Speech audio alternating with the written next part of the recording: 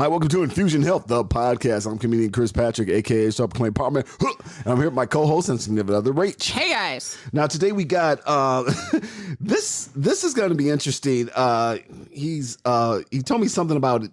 He's an author. He's a podcaster. He's also a backwoods philosopher, I think he said.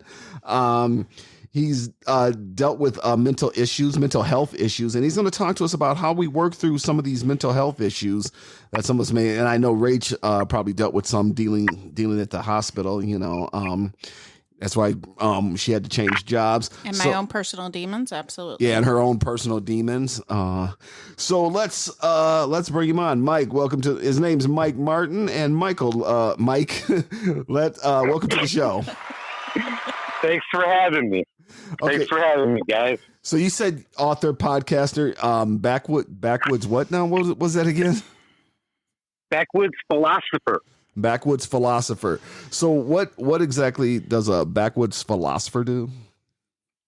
Well, I take a combination of old school philosophy and wilderness type skills, and I turn them into ideas that help us to advance ourselves within the concrete world. So is that like sending people out in the woods for 3 days with like a candy bar and seeing if they can survive or something? You know, I have not tried that one yet, but I think I'm going to add that to my list. I love it. Here's your Snickers bar. There's the woods. Go get lost. In 3 days. Exactly. Well, no. I think that gives like the whole new meaning to the idea of a spiritual journey, right? Yeah. Well, you send them out there. You send them out there with a candy bar for 3 days, and like, hey, whatever you kill, you eat. If you don't get anything, you got a candy bar. You know, at least. It's a backup plan right there. Yeah. I love that idea. And how do you filter the water? Well, there's countless different ways you can do it. So I guess in a situation where you go out with a candy bar, you eat the Snickers, and then you utilize that candy bar as a filtration system. Yeah, I haven't quite figured it out, but I'm thinking maybe a fire if you put it in the right light, like it will light it on fire. But I'm not even sure on that one.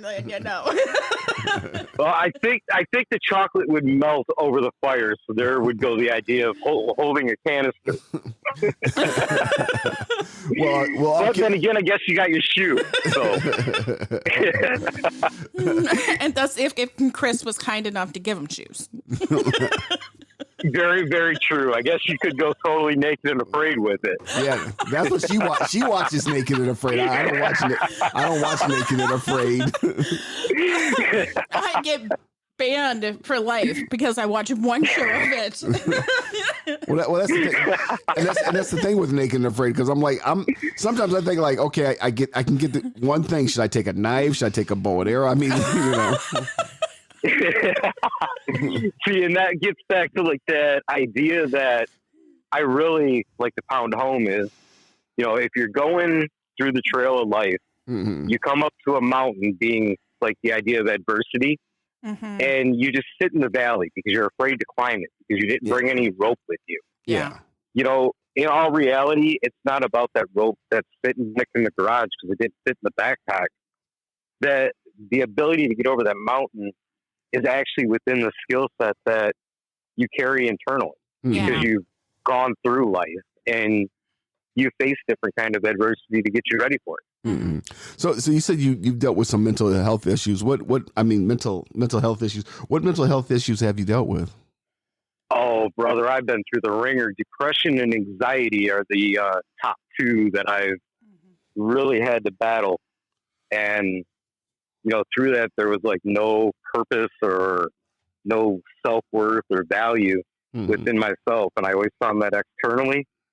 And then I got involved with my second marriage, which obviously ended in divorce. Mm-hmm. And the last words that were spoken to my face were the words, "You had nothing to offer me or your children." Mm-hmm. And that divorce left me homeless too. Okay. So following that, I ended up back in the woods and I tried to end my own life. Oh. And when I woke up the next morning, I went about life like it was no big deal. Mm-hmm. You know, like the events the night before were just kind of like whatever, Yeah. and it was terminal. Hmm. And then I stumbled across a podcast that I listened to all the time, which was a hunting based podcast. And it just happened to have the Stoic author Ryan Holiday, which you may be familiar with, on. And he threw this Marcus Aurelius quote at me during the course of the podcast about adversity. Mm-hmm. And how adversity is the opportunity to literally climb that mountain and showcase who you truly are. Mm-hmm. And when I heard that, man, I slammed on the brakes in my truck and my life went a complete different direction. Mm-hmm. So you see, I'm sorry. Oh, keep go going. ahead. Keep going. So then from there, I picked up the philosophy part and dove into Stoic philosophy. And on top of that, I really retreated it into the woods to learn how to utilize those skills of camping, fishing, hiking, all those things, and realize that, man, I'm doing them in one context. This depression and anxiety garbage that's weighing me down, the story of self-suffering, I had the ability to climb out of that hole. Mm-hmm. And I had the ability to build my own purpose, build my own value, my own worth. Mm-hmm. And that was really what got the ball rolling for me. Mm-hmm. Well, you said you dealt with your second marriage. What brought you into that second marriage? Because sometimes, I'm a big advocate. Like some people, they're like with one girlfriend, then they get with another girlfriend, then they get with another, and it's sometimes you look at these people like, you know what, you need to fix yourself before you start trying to go be with somebody else.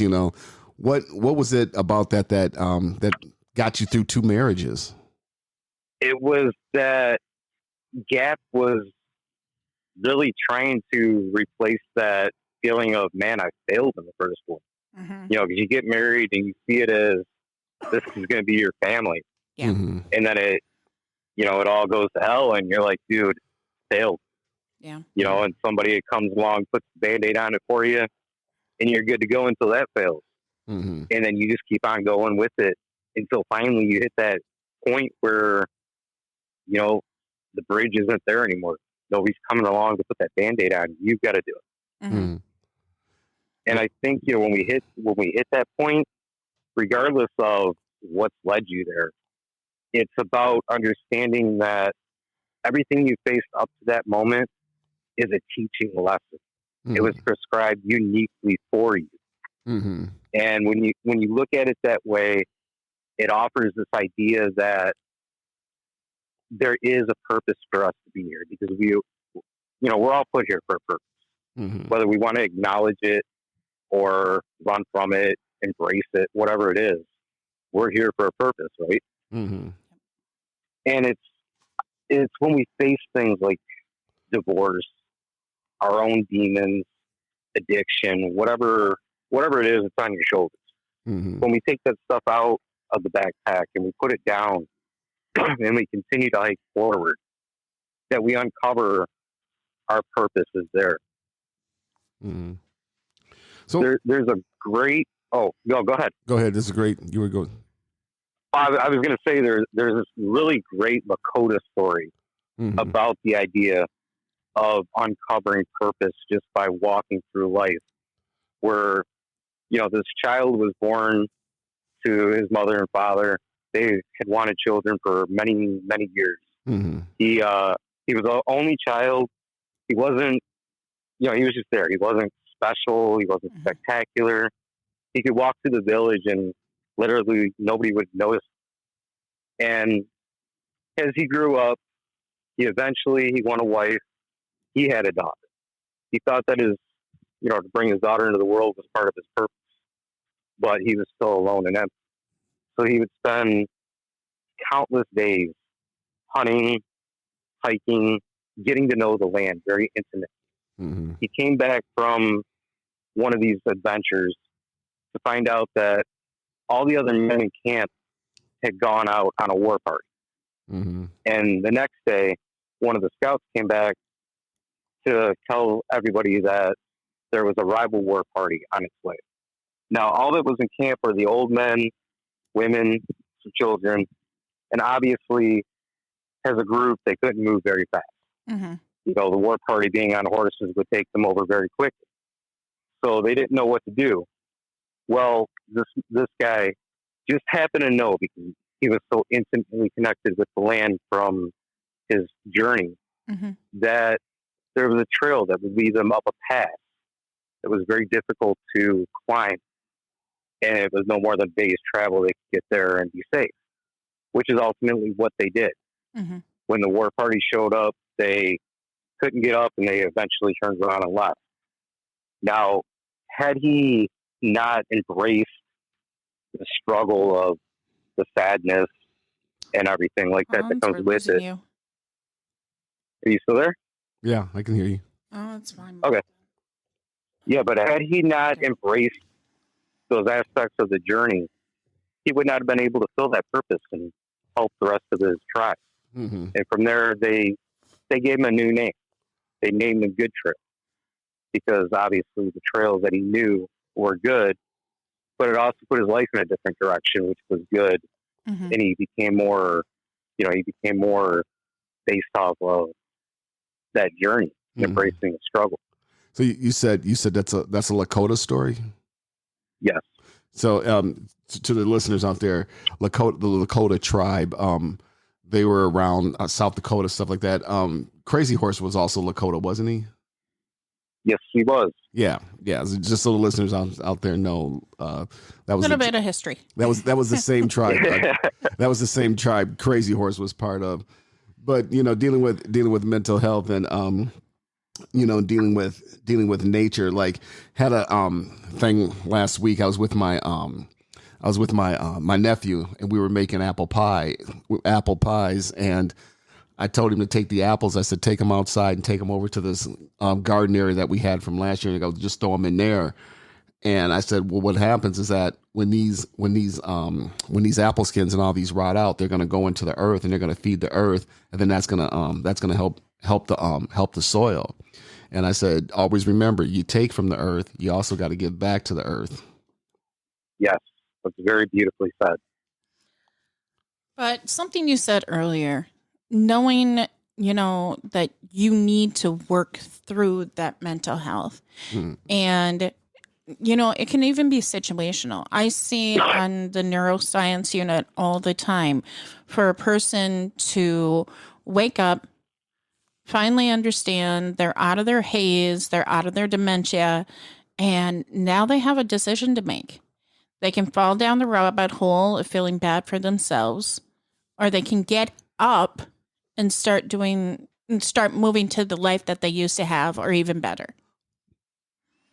Yeah, and the thing to build on that is, obviously you've got to make a decision, right? Because the world keeps on spinning, you keep on breathing. They brought you back to a point where you can move, so what else are you going to do? There's no other option other than to pick a direction and go. Yeah. Mm-hmm.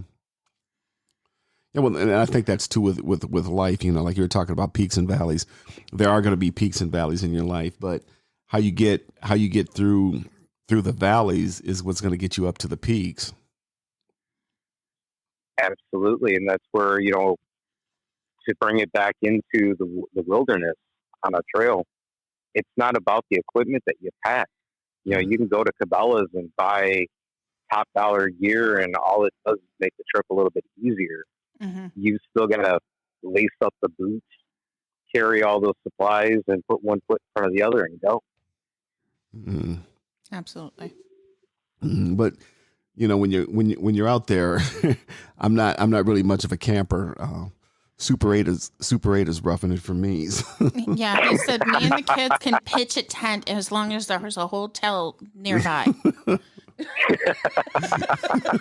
I love that, though. I love that analogy, because I originally started with my work like in the outdoor community, right? Mm-hmm. And as I brought my podcast out and developed it, I started getting more and more inquiries from people that were outside of the outdoor community. Mm-hmm. And they were petrified of the idea of going even to a park just a regular old park because it was outdoors and God forbid there might not be a cell phone signal. Yeah. And, and they'd have to rough it. They'd have to actually do these things.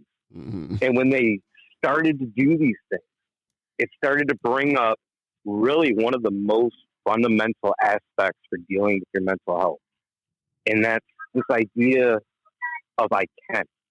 It starts to really make you set your focus on the fact that your self-confidence is building because you're putting one foot in front of the other. You're going to a park where when you park, you may have a signal. When you get to the other end of it, there may not be a signal. And then when you do that, you conquer it, it's like, hey, what's next? Right. And before you know it, you're on, say, the Appalachian Trail. And you're making this monumental hike. You're building your story. And you're filling it with so many memories to look back on and be able to say, man, I've got so much strength within. I can tackle that adversity within the concrete world. I just lost my job. Or in my case, I just faced my second divorce. It's okay. It's a part of the journey because I did it in a way that I can physically see. So now when it comes to those aspects of dealing with the pain and the struggle, even the confusion, it just says, hey, it's there. It's within me. Let's do this. And I think there's something to be said that when you deplug from your device, and I have to tell Chris about his son yesterday. We went to this Disney thing that they have going on right now in Minneapolis. Immerse yourself in Disney. Yep. And he deplugged himself from his phone, and he's like on his way home, and he's like, Mom, the 2 times that I have not been on my phone, and if you can listen to past podcasts, Chris is just nagging on him about how much he's in his phone. Like he will wash dishes while watching his phone, dishes in one hand, phone in the other. And he's like, I really got to experience something, and something soulful and something deep. And one thing me and Chris love to do is unhook from our phones and go traveling. And just the beauty that we've seen. The first time I went to Duluth, I had to pull my car over. The one time that Chris went up into the mountains, he had to pull over. Like the awe of just nature is a beautiful thing. And you know what? You segue into something that I love to use as an example, and that's what's called animal medicine or animal totems. Now, we all, as we drive down the freeway, you'll see a deer off in the field, right? And you go, oh, look, that's pretty cool. It's amazing.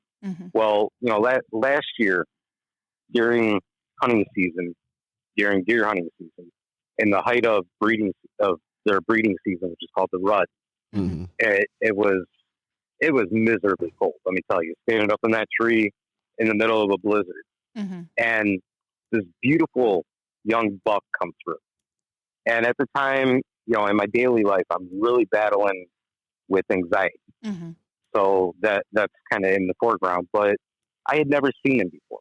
I subsequently named him Longhorn. And one of my rules is I've got to have some kind of connection with the animal that I harvest. So I gave him a pass.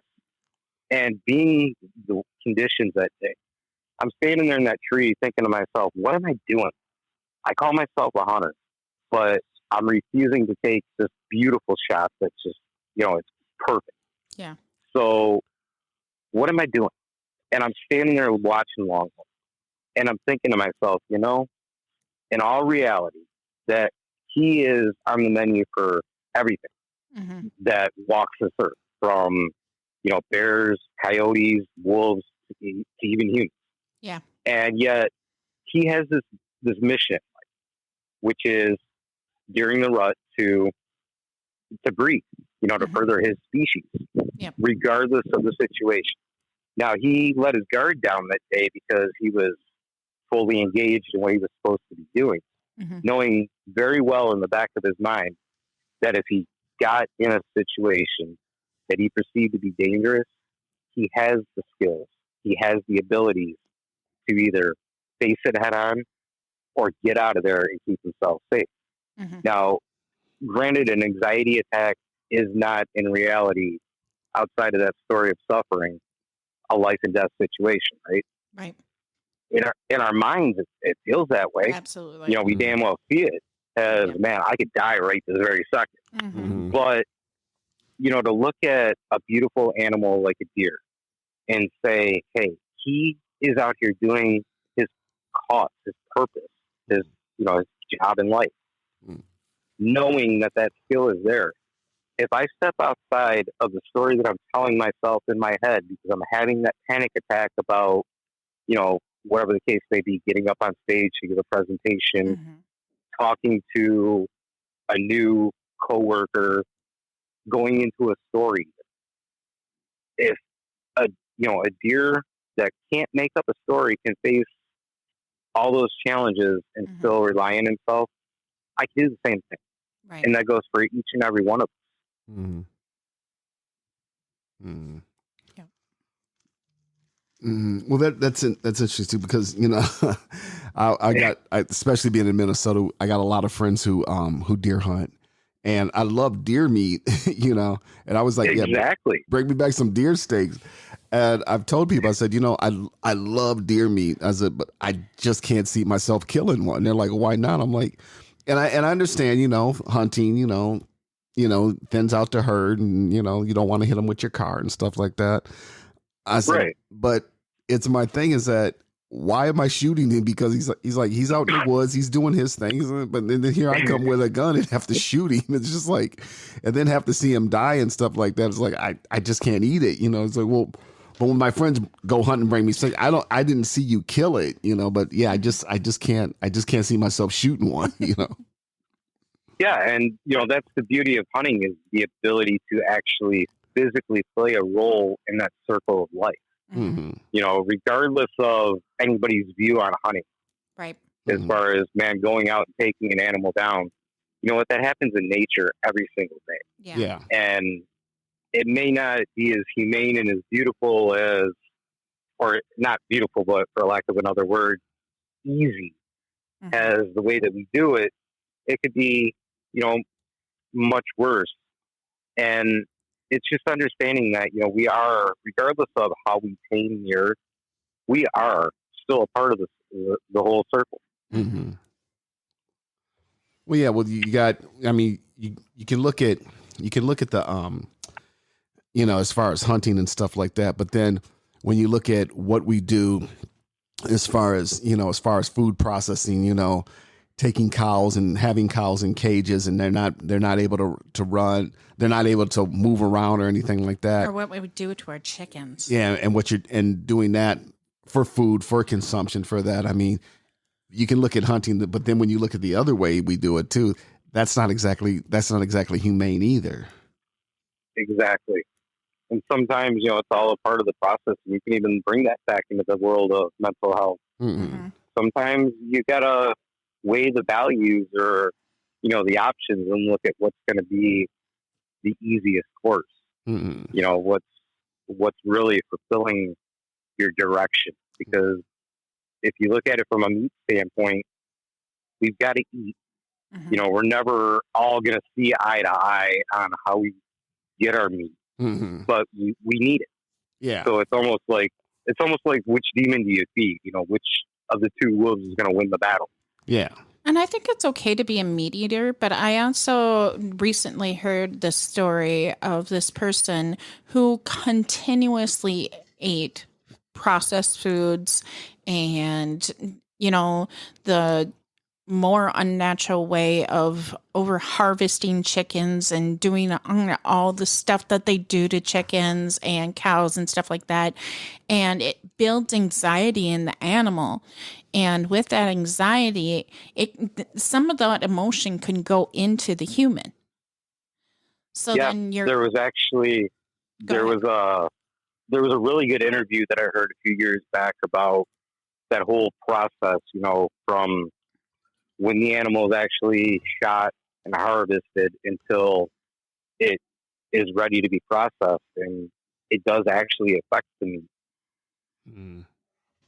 So, I mean, think about something so simple as what you eat can be feeding into your mental health.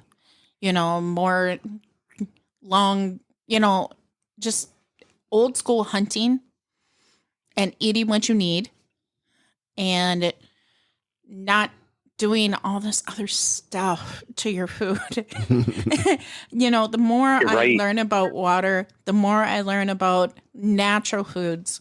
I can't even go to Perkins anymore because Chris cooks all the way from scratch and I can taste the difference. And and as it runs through my body, I feel either more energized because of something Chris ate from cooked from natural, or sluggish. And that's something that, I think we need to become more aware of, is the actual effect that what it is we intake actually has on our body. Mm-hmm.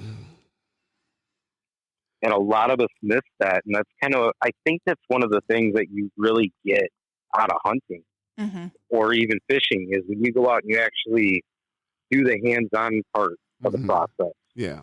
You not only do you get that connection, you get that healthier, less processed, mainstream sort of meat, but you get that full experience of being able to share something with your family that is going to sustain them in every aspect, physically with the protein and everything, but also mentally and emotionally, because it gives you a story to share over the dinner table. Mm-hmm.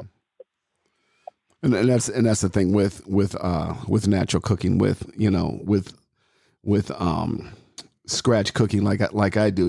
It's like you got the flour, the salt, the sugar, and all that, and then when you put that all together and you blend that all up, and then you roll it out, and then you got to let it sit, then you pound it out and make whatever you make. It's like, man, this is it's